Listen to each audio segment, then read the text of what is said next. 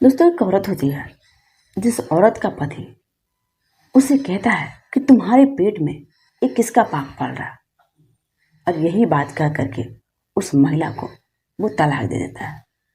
और तलाक देने के बाद 3 साल का समय जब बीतता है तो एक रोज उसको ट्रेन में मिलती है। दोस्तों, आगे क्या होता है इस कहानी को पूरा सुनिए, क्योंकि वो बहुत ही भावुक कहानी है। नमस्कार दोस्तों, ये सच्ची कहानी मैं सुना रही हूँ। इस कहानी है उत्तर प्रदेश के गोरखपुर का। गोरखपुर की रहने वाली एक लड़की होती है जिसका नाम होता है सरिता। इस सरिता की शादी 2015 में एक रंजीत नाम के लड़के से हो जाती है। शादी के 4 महीने बाद वो अपने पति की कहती है कि मैं माँ बनने वाली हूँ। ये जब उसका पति सुनता है तो वो आग बबूला हो जाता है। वो कहता है कि ये बच्चा तो मेरा नहीं है, ये बच्चा किसका है। वो कहती है मेरे पेट में किसका बच्चा होगा, आपका ही है। क्योंकि जो रंजीत था वो कुछ महीने घर पे रहता है, इसके बाद वो बाहर चला जाता है। लेकिन बाहर चला जाता है, एक रोज उसकी पत्नी कहती है कि मैं माँ बनने वाली हूँ। इससे वो काफ़ी परेशान होता है और अपनी पत्नी को वो खरी खोटी सुनाने लगता है। वो कहता है कि तुम्हारे पेट में ये बच्चा किसका है। वो कहती है कि बच्चा किसका होगा, आपका है। वो कहता है कि नहीं, तुम सच में बताओ कि तुम्हारे पेट में जो बच्चा पल रहा वो किसका पाप है, मेरा नहीं है। वो कहती है कि नहीं, आपका ही है। फिर वो इस कदर इस बात को बढ़ाता है, इस बात को अपने माँ बाप के पास कहता है। वो सबसे कहता है कि जो इसके पेट में बच्चा है वो मेरा नहीं है। अब इस लड़के के सास ससुर, इन सरिता के जो सास ससुर होते हैं, वो भी पूछने लगते हैं कि आखिर तुम्हारे पेट में बच्चा किसका है। वो कहती है कि आपके बेटे का हुआ है। उसके माँ बाप कहते हैं रंजीत के कि नहीं, मेरा बेटा तो कह रहा कि मेरा बच्चा है ही नहीं, आखिर सच में बताओ तुम बच्चा किसका है। वो कहती है कि आपका ही है।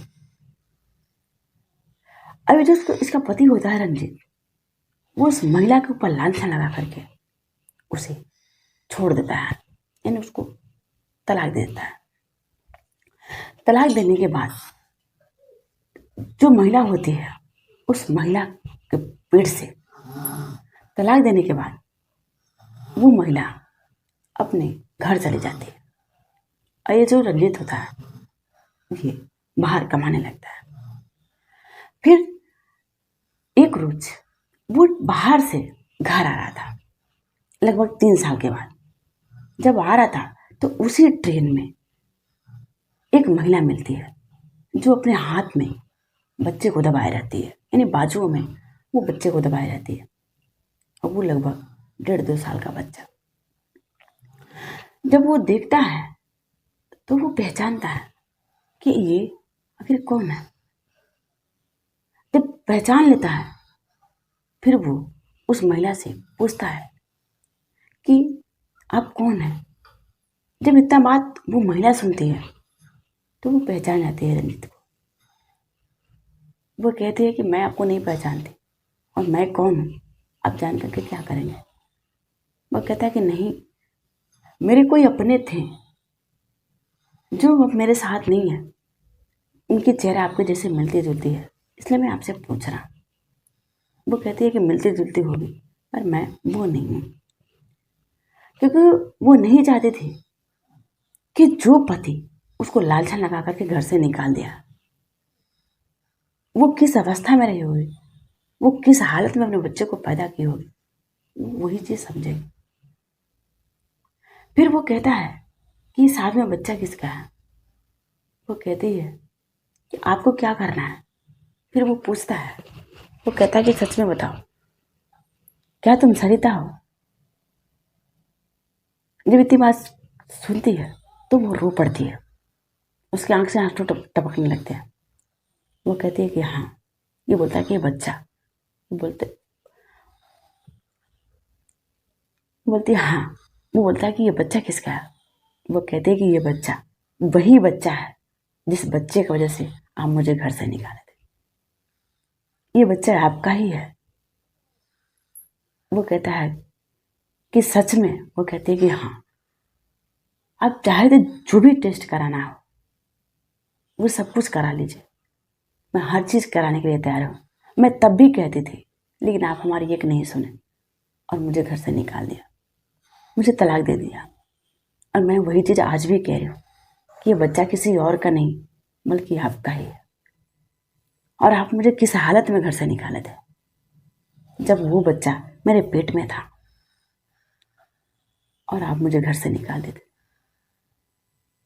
ये बात जब वो सुनता है, क्योंकि जो उसकी शक्ल थी वो बिल्कुल हूबहू उसकी ही जैसी थी, यानी रंजीत की जैसी थी।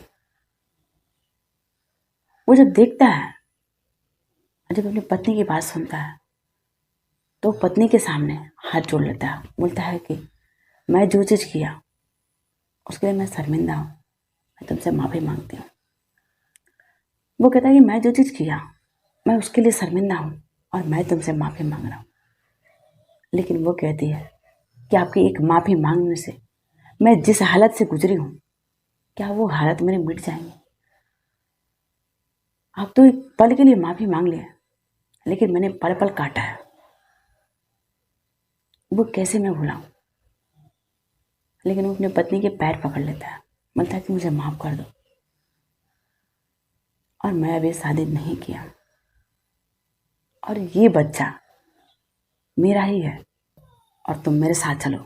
फिर वो मान जाती है और अपने बच्चों को लेकर के, जो रंजीत होता है, वो बच्चा और रंजीत और सरिता, ये तीनों अपने घर चले जाते हैं, नहीं ससुराल। ससुराल में जब उसके माँ बाप देखते हैं तो माँ बाप बच्चे को जब देखते हैं तो बिना बताए बिना कहे सुने वो जान जाते हैं कि ये बच्चा रंजीत का ही है, क्योंकि हूबहू रंजीत के जैसा ही हुआ था। रंजीत की शक्ल ले लिया था। फिर वो अपनी जिंदगी हंसी खुशी जीने लगते हैं।